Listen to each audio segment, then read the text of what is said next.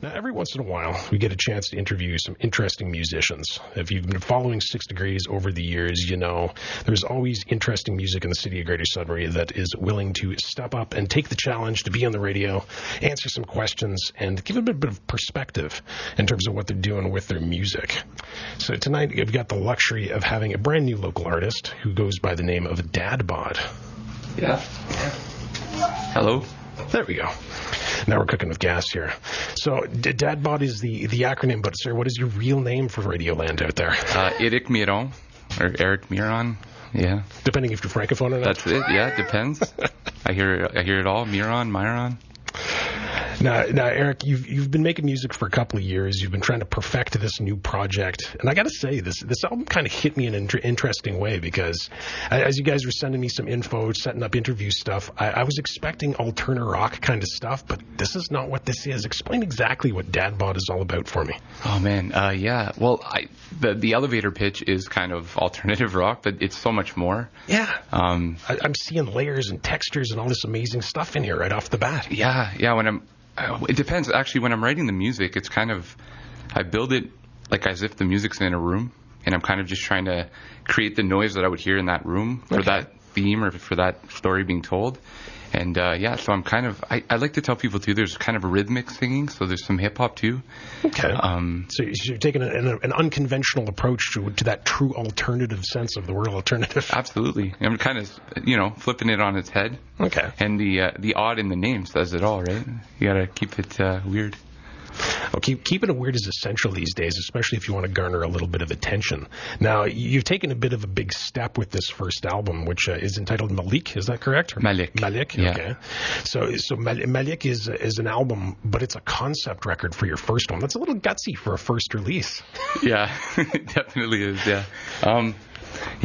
Just when I was writing it, all these themes were starting to come together, and I'm thinking like this is a story. This character is going through a lot, so I'm just gonna follow it.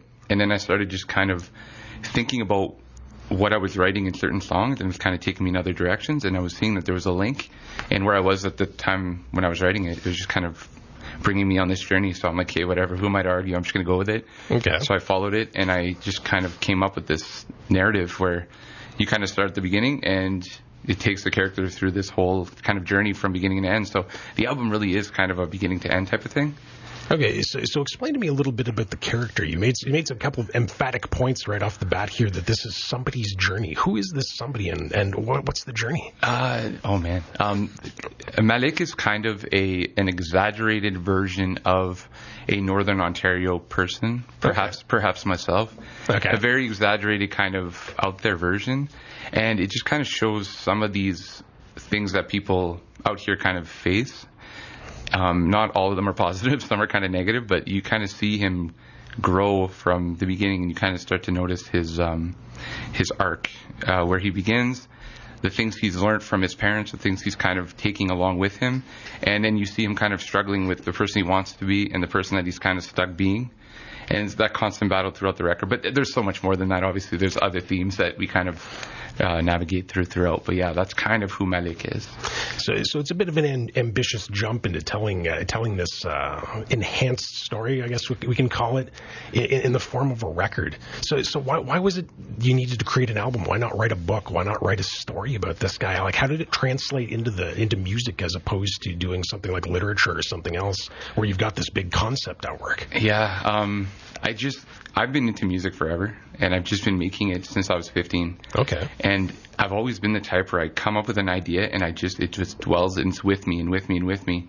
And I don't know, for some reason, these ideas, they come out best in sound. They come out best in music. And when I'm writing, I kind of write in an unconventional way. So if I were to sit down and write a book, I don't know if it would go over well. But I feel like the marriage of sound and these lyrics that I'm choosing they're perfect for each other, I guess. So it just worked out best this way, I guess. Okay. Yeah. So let's bring it back in time a little bit. You mentioned you've been making music since you were 15. Bring us back to some of the earlier experiments. What were some of the things you're trying to maybe copy or influence back when you were 15 that kind of brought you to where you are today? Yeah, wow. Back in the day, there was a few of us in a band called IR, Inadequate Rumor. Okay. And we were into some punk stuff, but we were really trying to be like Foo Fighters meets Incubus, meets Brand New, and we were just kind of ripping off every band we could find. But we were having fun. It was good, and it was something that just as soon as I started doing it, you're hooked, right? You just I'm right there with you. I'm a guitar player too, so I totally get that. Yeah. You feel that energy when you're making music, and it's just like, well, that's my drug right there. So yeah, it was kind of, we were trying to emulate all these guys, and we wrote a lot of originals. We did some covers, and it kind of dissolved. But yeah, those were our inspirations back then. So translate that ahead a few years. You're obviously making music that's maybe in that same ballpark, but the new sound I would not peg that in the Foo Fighter category or anything like that. Like how did it evolve from those initial beginnings of appreciating punk and rock and that kind of thing to where you are today with dadbOdd? I think I don't know. I think what it was with me, it wasn't the music that was drawing me into these people or these bands. It was more the attitude of being in a genre, but stepping out a little bit, pulling away a little bit. Like you look at Deftones, you look at Incubus. Yes, yeah. These guys, they're part of this genre, but they're not. They're in their own league, right? They're in their own lane. True. So I was kind of drawn by that. I want to do something that's alternative, but I want to be in my own lane where I'm just I'm going after what I want to do, and I'm making the sounds that work best for my story, not so much trying to draw from other, like, this is alternative, this is rap. There we go. This is alternative, this is rap. I'm kind of just trying to find what works best for dadbOdd, Okay. So, yeah. Now, so you've mentioned this has been a studio project that's been on the burner for quite a few years. You said approximately 5 you've been working on this so far? Yeah, roughly 5 years, yeah. Okay, so how is this going to translate from the studio project to perhaps the live stage or perhaps something else?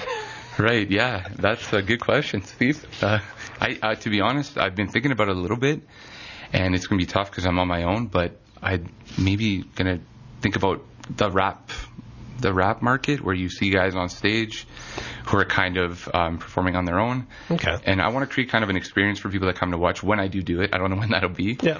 Work in progress for sure. Yeah, for sure.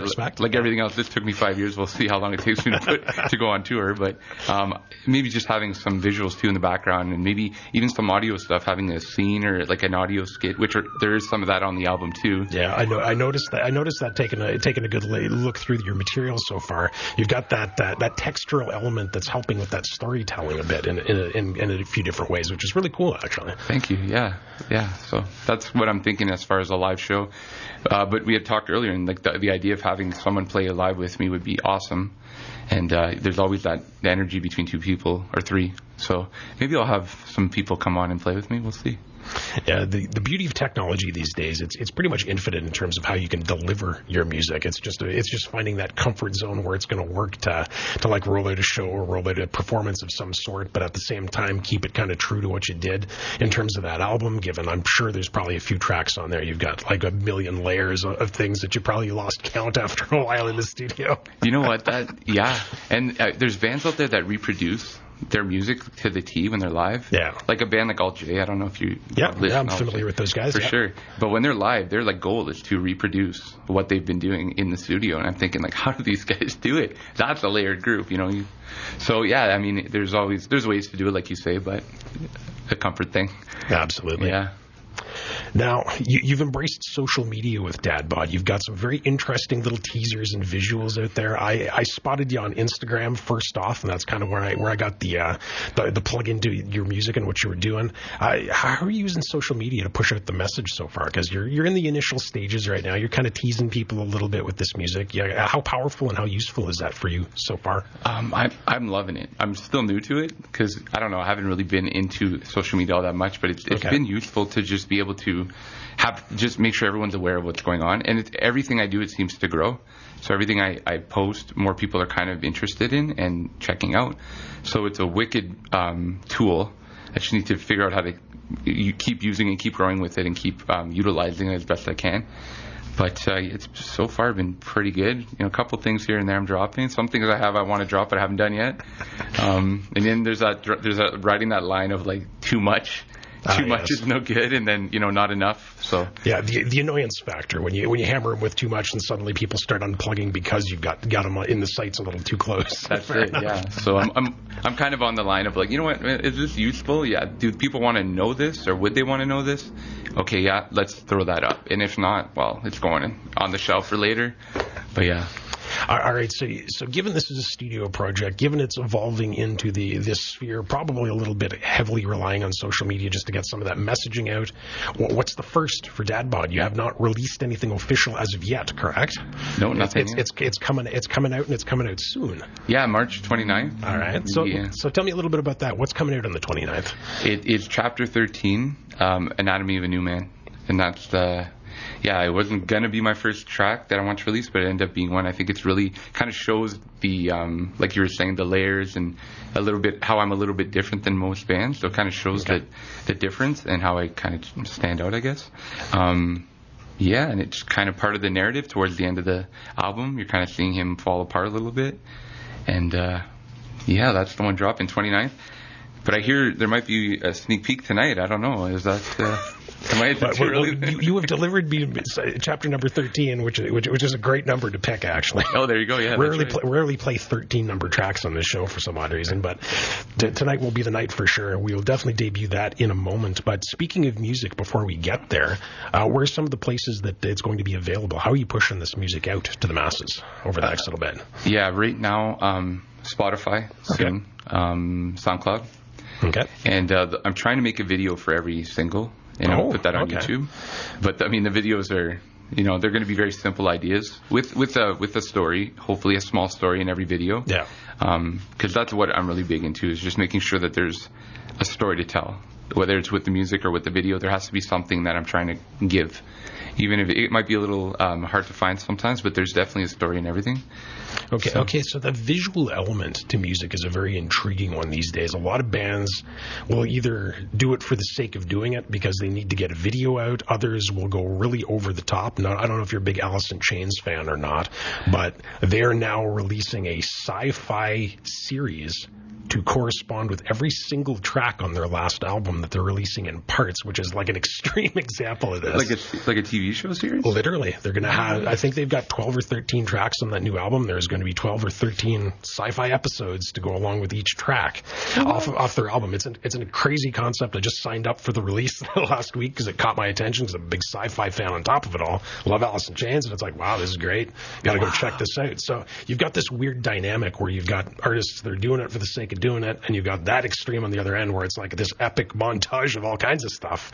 And you're kind of sitting in the middle with this, which is kind of cool because you're going to tease a little bit. You're going to do probably some bigger concept stuff. You're going to do some simple stuff. But what's that visual appeal? Why does that mix well with the music? Oh boy, I don't know. To be honest, I don't know how to answer that.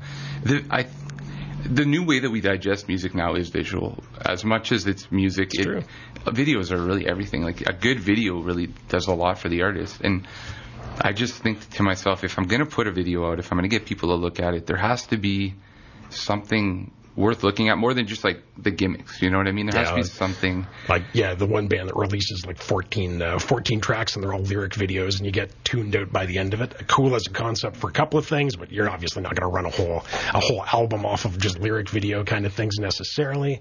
Exactly that. Yeah, I want to do some lyric videos actually too, but because it's a good teaser, especially when you get some good powerful storytelling elements, especially with the concept record kind of thing. Yeah, and that's kind of what I'm going for. Is like I said, that story. It doesn't even have to relate to the song, but just to have a visual story to think about as well. I don't know. I find that just, if there's one thing I could say about my music, you're like, is it alternative? It's storytelling. That's really the best way I could do it. Is just I'm trying to relay a message. Sometimes it's not very clear. Sometimes it's personal. Sometimes it's something that can be perceived many ways. Yeah. And I just think that if I'm going to put a video out, it has to almost have that as well, that element as well, to kind of match and marry up with the music. So it's an important one, especially given the type of music you're doing as well. Yeah. So if you're going to give anybody a reference point out there, maybe name off a couple of like inspirational elements that help you create this, so people know what kind of ballpark they're playing in if they're going to go listen to the full dadbOdd album once it's released a little later this spring. Oh my God. Inspirations. Yeah. Okay, so I'm really inspired for this album. I was very inspired by a lot of different things. Like I was saying to you, I don't know if it was on air or off air, but depending on the song, it kind of brings me the direction. So if it's a song that needs me to listen to Frank Sinatra, that's what I'm listening to. If it's that's a song, cool. Yeah. Okay. If it needs me to go with like Kim Mitchell and George Thorogood, I'm going in that direction. But I think overall, over the past 5 years, these staples have been like Kendrick Lamar. And Interesting, just his idea of how he tells a story. Alt J, with just the way their music is kind of laid out. Oh, something's going on out there. Always is downtown. Yeah. Always is. Yeah. I'm really into Death Grips too, I gotta say. Just Great the noise band, and the way they can take samples and just mangle them to make them sound like really interesting. Yeah. So the original source versus what comes out at the end are two very different things with that band, especially. Absolutely. And that's kind of, if I answered your question at all, that's the answer. It'd just be kind of, but really following kind of what works for me, you know, just, and this whole journey has been really a growing journey for myself too. From 5 years ago to now, there's a lot of, you know, Eric Miron has changed throughout. Mm-hmm. dadbOdd has changed throughout. So, yeah, I don't even know if I answered that question, but I think everybody's getting where you're playing in this ballpark. Cool. It's very much a labor of love, and it's very much a personal experience to let influence whatever you want to let influence an experience, as opposed to going with a genre specific or a specific like defined direction of a certain style, that kind of thing. That's pretty cool. And that's very appealing to a lot of listeners, because everybody listens to so much stuff nowadays. Yeah, I rarely run into a lot of my buddies anymore that will be simply say, you know, I am the metalhead, and that is it. Like that kind of listening, especially with the availability of streaming and infinite encyclopedias of music, you get a thought, and 2 seconds later you're listening to whatever that thought was, and a few minutes later you're onto like the rabbit hole of a dozen other things. I was just gonna say, you go from one to the next, and it's like there's so much, right? I mean, there's so much to go through. You can go on forever and ever. All right, Eric Miron is in the studio here at 96.7 FM here on 6 Degrees with dadbOdd, his project that has been cooking on the burner for quite a few years. And Eric, without further ado, I guess we're going to hit them with this song. So tell us a little bit about Chapter 13 before we play this one, Anatomy of a New Man. So this song is about, it's towards the end of the song when you've kind of seen his journey and he's on his way to kind of becoming who he is. And this song kind of signifies a roadblock in that journey. It has to do with loss and grief, and kind of how this character deals with that grief. And that's all you're getting. All right. I'm just kidding. You'll get more as it comes. There's more to come. But yeah, that's it for that one. All right. So pay attention, Radioland, Spotify, SoundCloud, all those good sources. You're going to find dadbOdd, and we'll post up a little link up on the 6 Degrees page as well to go and find some of this good stuff once it is up and available for you to easily access this great music. And of course, pay attention. Some of this will probably hit the 96.7 playlists as it's coming out over the next little while as well. So here we go. Without further ado, Chapter 13, Anatomy of a New Man from dadbOdd. Eric, thanks for joining us here on 6 Degrees. Thank you, Steve. Party on. All right.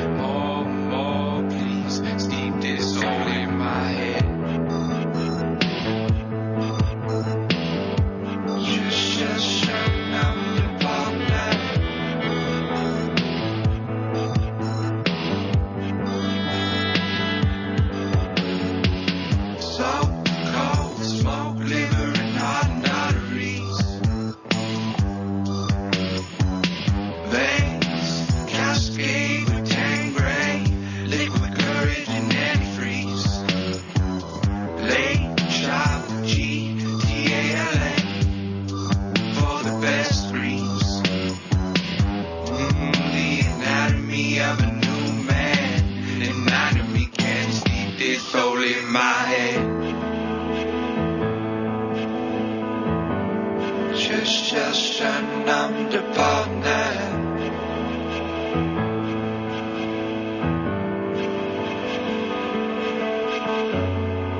General and number, I am rude. Old as the earth, over our number than any other ever was. You were so digital, I am rough. Breathe for a root like a monk tree, with the anatomy of a new man. You were so digital, I am rough. Breathe for a root like a monk tree, with the anatomy of a new man. Just I'm the partner. Need your become mine, and I'm the partner. Is that bad? Just I'm a long time. You need your become mine, and I'm condamné, and I'm inhibé, and I'm comme way TV. I am Groot.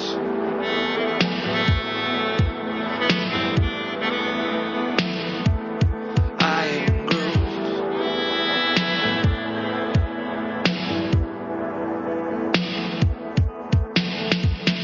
You were so physical.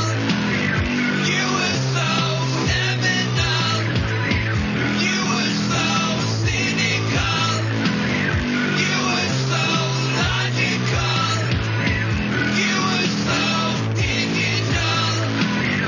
You were so natural. You were so criminal. You were so biblical.